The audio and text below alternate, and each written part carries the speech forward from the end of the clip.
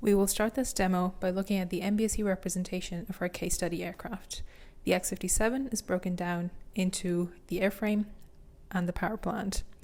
This is further broken down into smaller subsystems and components.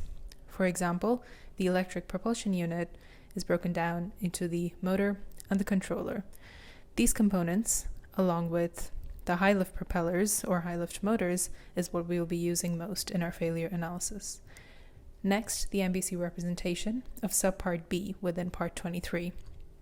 Similarly, this is broken down into lower level requirements, including climb information, climb requirements, and takeoff performance. These are then assigned metadata, such as number of engines and performance level. The gap analysis capability built into this tool cross-checks this kind of metadata across the aircraft architecture and the subpart of regulations. Here we can input the X-57 aircraft and generate a certification basis for the Part 23 regulations. As you can see here, the simulation generates the certification basis. We can also generate means of compliance for a given ASTM standard. In this case, F3179 is the most relevant. We can also generate a compliance checklist.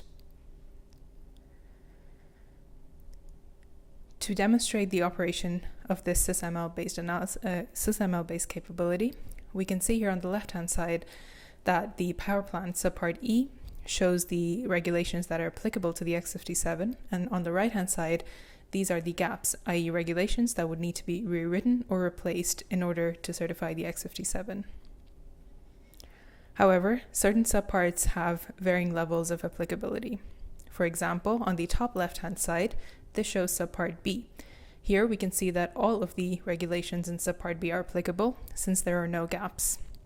However, as we have explained in our presentation, just because a requirement is applicable does not mean that it is well defined. For example, a critical loss of thrust can be easily defined for a 1 or 2 engine airplane. However, for the X-57, there can be various failure scenarios that lead to it. We are also given constraints such as climb gradient and altitude. And over on the right-hand side, similarly for the ASTM standards that we applied, we can see that there are no gaps, i.e. all of the standards are applicable to the X-57. Here we have compiled a list of standards and regulations. In dark blue, we can see that that's the constraints we need to meet, and in light blue, the configuration that the plane needs to be in while demonstrating compliance to this requirement. We move on to the second part, which is the failure analysis in Excel. So on the top part of this tool, we can manipulate each individual component, and a 1 indicates a failure and a 0 indicates that the component is functional. On the right-hand side, the percent thrust available changes as these components are manipulated. Cruise motors can also be turned off or to 50% operation, as can the traction power bus. On the bottom of this tool, we can see a Monte Carlo that generates a CDF on the right-hand side. On the CDF, we can select a specific data point which corresponds to a specific failure threshold and a percent thrust available. This brings us to the next tab, which is failure combinations. For a specific thrust available percentage, we can see the specific failure scenarios that can lead to that percentage.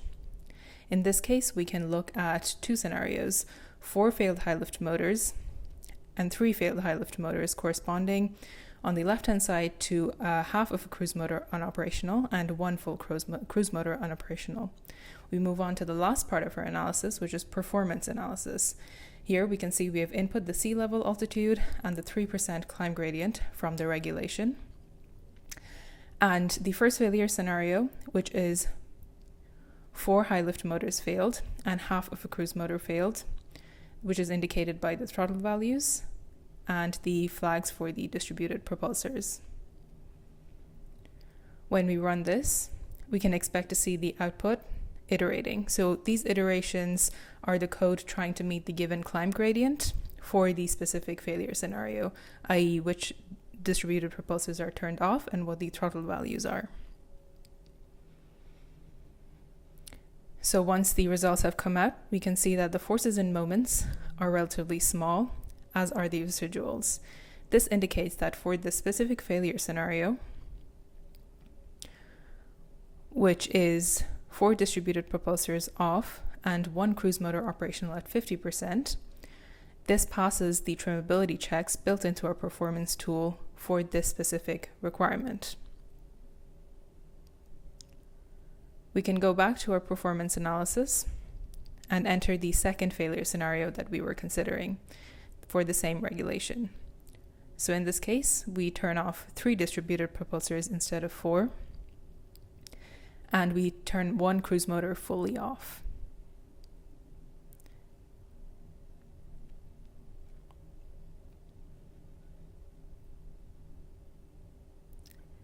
Running this simulation scenario, we would expect to see slightly different results. So with 3 high lift motors off and 1 cruise motor fully off. This can be done for all of the failure scenarios on the Excel tool and even others that have not been highlighted. In this case, we can see that the forces and moments are quite large and the residuals are relatively larger than the last failure scenario. This tells us that this specific failure scenario needs to be considered or flagged for this specific requirement.